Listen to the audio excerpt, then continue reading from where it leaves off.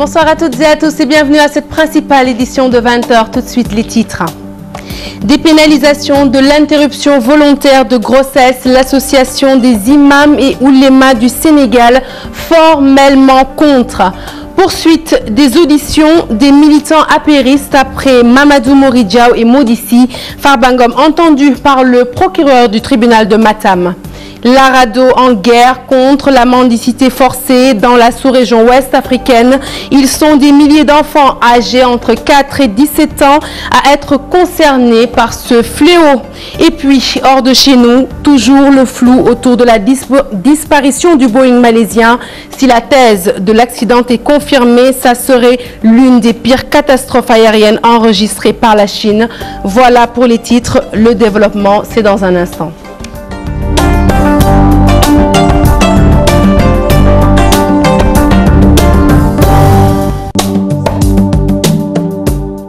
Bonsoir Léa Ndiaye. Bonsoir Sarah Cissé. Alors nous ouvrons ce journal avec la légalisation de l'interruption volontaire de grossesse, un sujet qui fait couler beaucoup d'encre.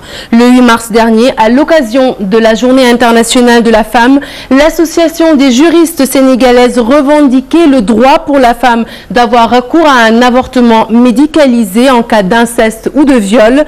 Une proposition qui avait trouvé un écho favorable auprès du président du groupe parlementaire, Moustapha Diakhaté. Moustapha Diakhaté a en effet enfilé la robe d'avocat pour défendre les femmes.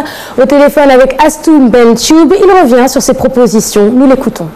La première, c'est la pénalisation du mariage forcé et du mariage précoce. Parce que de mon point de vue, c'est des pratiques qui sont attentatoires aux droits de la femme, à la vie, à la santé, à l'éducation, au bien-être. La deuxième mesure que je préconise aussi, c'est la fixation de l'âge du consentement de l'acte sexuel à 18 ans. Ce qui veut dire qu'à moins de 18 ans, quand quelqu'un a des rapports sexuels avec une fille, il commet un délit. L'autre préconisation, c'est le troisième point, c'est la criminalisation des agressions sexuelles et de l'inceste. Ça fait des ravages dans notre pays. Il y a des hommes qui considèrent la femme comme leur propriété. De mon point de vue, ça doit être combattu. La quatrième préconisation, c'est la dépénalisation de l'interruption volontaire de grossesse. Vous savez que pour les cas d'inceste, pour les cas de viol, de mon point de vue, on doit permettre à la fille ou bien à la femme de pouvoir quand même bénéficier d'un avortement. Évidemment, ça doit être encadré. L'autre préconisation, c'est l'abrogation de toutes les dispositions accordant le bénéfice des secours atténuantes à la suite du meurtre de la femme par son mari. Quand un homme se prend la responsabilité de tuer sa femme, de mon point de vue, il ne doit pas avoir de secours atténuantes devant le tribunal. Et le sixième point, c'est la dépénalisation du délit d'abandon du domicile conjugal. Vous savez que le failli, comme on dit en Wolof, ça fait partie du mariage. Et le failli n'est pas un délit. Je crois que ça, c'est des héritages que nous avons empruntés de la France ou bien de l'Occident d'une manière générale, mais ça ne correspond absolument pas à notre culture, à notre tradition. Et la polémique continue. L'association des imams et oulémas est formelle, Sarah. Pas question de légaliser l'interruption volontaire de grossesse chez les victimes de viol et d'inceste. Reportage Chérif Dia, Tierno Laurent Mendy. La légalisation de l'IVG, interruption volontaire de grossesse, principale pomme de discorde entre les organisations féminines et les religieux. C'est un droit fondamental que de permettre à celles qui pensent ne pouvoir pas gérer une grossesse, qu'elles puissent ne pas l'avoir. Ça nous permettrait d'avoir moins d'infanticide et ça permettrait également aussi aux femmes de pouvoir mieux gérer leur grossesse. Nous nous opposons à ces idées, à ces faits, à ces façons. Ce n'est pas qu'on est député, nous sommes dans un pays musulman. Il faut pas, même les médecins ne doivent pas accepter d'enlever volontairement les grossesses. Nous sommes contre ces principes et cette politique. Comment pensez-vous qu'on puisse garder un enfant issu d'inceste? Mais c'est un problème, c'est un souci. Ici, on a dit qu'on souhaiterait avoir un avortement médicalisé, que ce soit un droit. Quand l'islam interdit, c'est parce que c'est normal. Il faut protéger les populations. Quand on fait un avortement, on tue, on élimine sur quelque chose qu'on ne veut pas procéder ou posséder. Alors mieux vaut ne pas le faire pour ne pas en arriver là. À chaque parti, ses arguments, mais les femmes veulent prendre le mal par la racine en militant pour la pénalisation du mariage forcé, précoce et l'inceste. J'estime que le viol doit être criminalisé. Mais vous vous imaginez quand vous mariez une fille de 12-13 ans, 12-14 ans, je crois crois que ça, c'est même un crime. Réduire le nombre de femmes en prison, les organisations féminines se battent également pour la dépénalisation du délit d'abandon du domicile conjugal. Autant de débats sociaux qui risquent d'être passionnants. Malgré qu'ils aient fumé le calumet de la paix, les militants apéristes sommés de s'expliquer sur leurs actes. Après Mamadou Moridiao et Modi Si, c'est au tour de Farban Ngom de passer devant les enquêteurs des auditions qui dérangent selon le procureur du tribunal de Matam qui aurait déclaré avoir reçu des menaces de sa hiérarchie. Ali Bandelian. 9 jours après les affrontements sanglants entre militants de l'APR de Matam, la machine judiciaire est mise en branle. Les auditions des responsables politiques ont démarré par celle de Mamadou Moridiao, le maire de la capitale régionale. Des auditions qui interviennent juste après la sortie du procureur près du tribunal régional de Matam.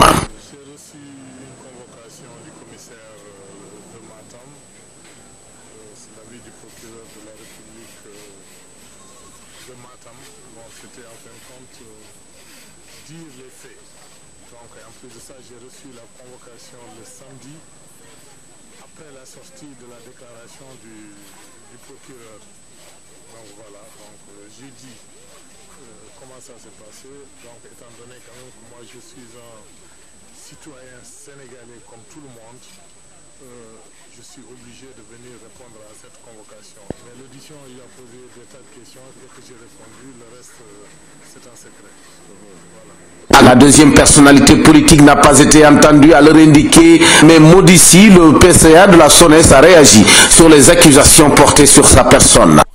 Il faut dire que je suis là parce qu'avant-hier j'ai reçu une lettre de convocation du commissaire de Matam,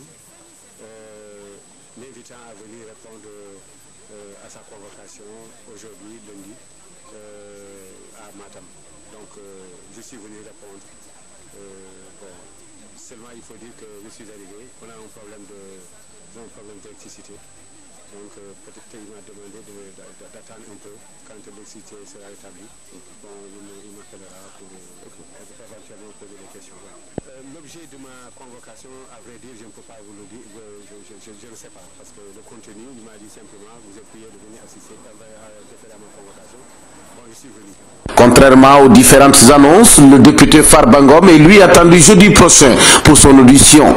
Le député responsable de l'APR a réitéré sa volonté de déférer à toute convocation liée à son implication dans les affrontements de la semaine dernière. À présent, la réaction des populations suite à la violence de plus en plus constatée au sein de l'arène politique. À l'instar du premier des Sénégalais, le président Macky Sall, les populations condamnent avec la même fermeté ces actes de violence. Reportage Maïmouna Ndiaye. Échauffourées, échange de propos malsains, des manifestations qui virent au heurt, les populations ne veulent plus de ces dérives dans les formations politiques. Tout ce qui crée la violence, ce sont des gens qui ne croient à rien. La violence, ça ne sert à rien. N'est-ce pas? On a des cartes, nous sommes des citoyens. Si ça va, ok. Si ça ne va pas, on va chercher d'autres routes. Cette violence notée dans l'arène politique ne sert à rien. Les priorités sont ailleurs. Pour la plupart des Sénégalais, c'est d'autant plus grave quand cela vient du parti au pouvoir. Les politiciens, ils sont tous pareils. C'est 6 et 9. Ils sont tous pareils. Ils voient que leurs intérêts. Nous avons remarqué que c'est le parti au pouvoir qui encourage la violence et ce n'est pas normal. Dans ce contexte, le président du comité sénégalais des droits de l'homme prône le dialogue. La politique est une action très noble et les élites politiques doivent de façon globale avoir un comportement exemplaire parce que ce sont des modèles pour les populations. C'est eux qui ont eu la confiance des populations.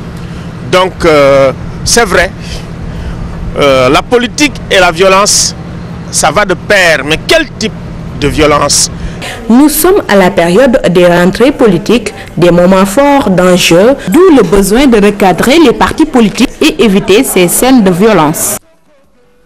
Maïmouna Ndiaye et Mardien, la Légion Ouest de la gendarmerie de Dakar, renforcée avec de nouveaux membres. Anciens pensionnaires de la brigade de sécurité de proximité, ces 100 nouveaux agents vont être déployés dans la circulation et sur le circuit du Petit Train Bleu. Aminata Mbaresso, Modou Diop. Ce sont là les nouveaux membres de la gendarmerie. Ils sont au nombre de 100 pour venir en appoint à la Légion Ouest de Dakar.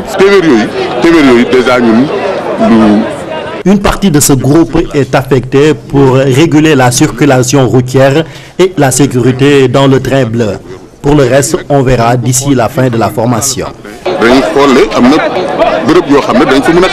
Après 15 jours de formation à la LGI de Mbao, ces assistants seront déployés dans la circulation. Mais déjà, la gendarmerie prévient. Nous tenons beaucoup à la discipline. Comme je l'ai dit, notre institution a traversé les années, les âges.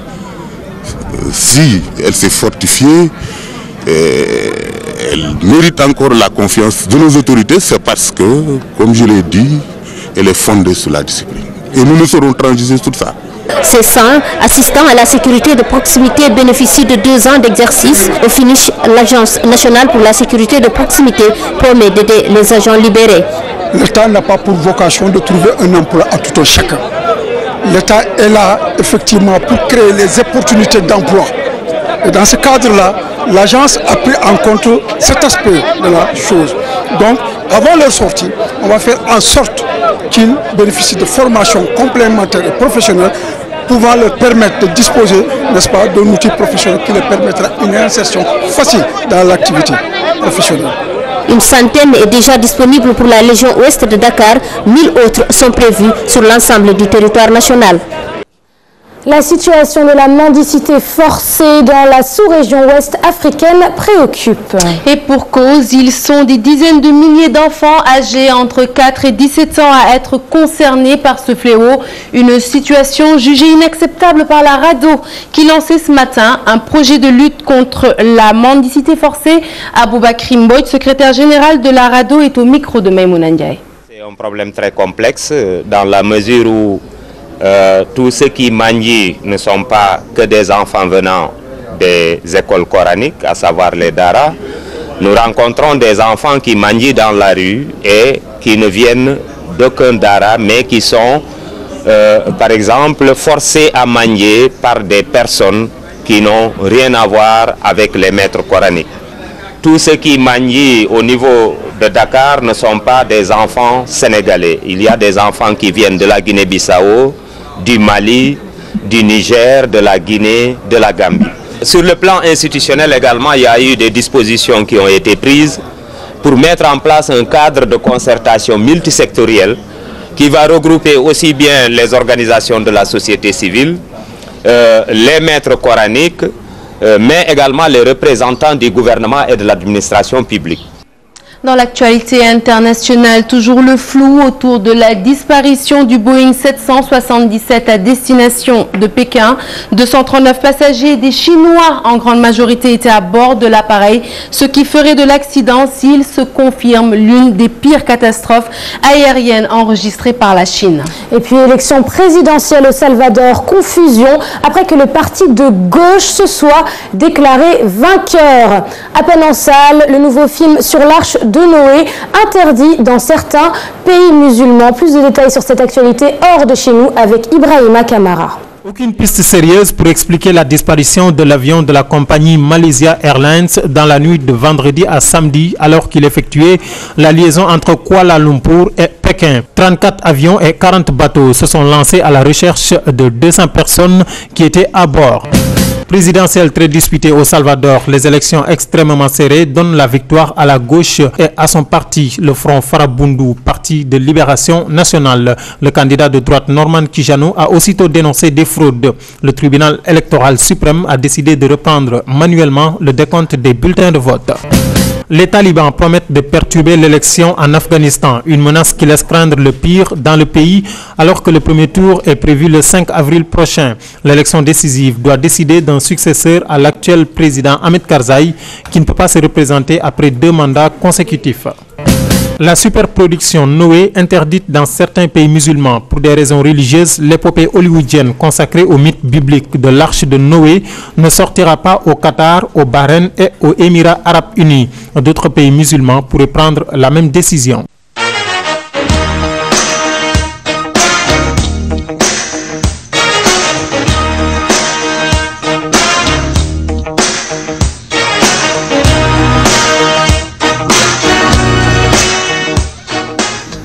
parti pour le sport avec du football. 12e journée de Ligue 1. Wakam a battu Niaritali hier 1-0. Un match ponctué d'incidents, Léa. En effet, la rencontre a été interrompue pendant 15 minutes à cause d'une bagarre entre supporters des deux camps. Retour sur ce match avec Abdou Aziz Khan et Younous Diatta. Encore une fois, la violence est invitée au stade Demba Diop. Et encore une fois, les supporters de Wakam et de Niaritali sont au bord des récidivistes. Il y a 2 ans, ces deux groupes de supporters s'étaient affrontés dans une bagarre faisant beaucoup de blessés. Ils ont remis ça hier, lors de la 12e journée de Ligue 1. Au-delà des 3 points du résultat, le contenu a été intéressant, donc ça nous rassure un peu. Nous prenons les adversaires on prend tous les adversaires de la même façon. On ne joue pas une équipe, on joue un championnat, donc que ce soit Niaritali ou un autre, l'essentiel c'est de concentrer sur ce qu'on a à faire et c'est ce qu'on a su faire aujourd'hui. Après 15 minutes d'interruption et l'intervention des forces de l'ordre pour sécuriser la tribune découverte, la partie peut reprendre. Mais le score n'évoluera plus. Wakam l'emporte sur la plus petite des marches. Je dis encore une fois, c'est ça aussi il faut compter avec, un peu d'inattention ou de manque de concentration. Parce que bon, les situations standards, on a donné des instructions précises à certains. Certains n'ont pas suivi ces instructions, on a encaissé un but dessus, quoi. Mais pour le reste du match, à part peut-être deux secteurs où on doit se peut-être renforcer. Je pense que l'équipe présentera encore dans les prochaines sorties encore un meilleur visage. Avec cette victoire, Wakam fait la belle opération de cette 12e journée. 3 nouveaux points qui permettent aux Wakamois de rejoindre Pikine à la première place du classement.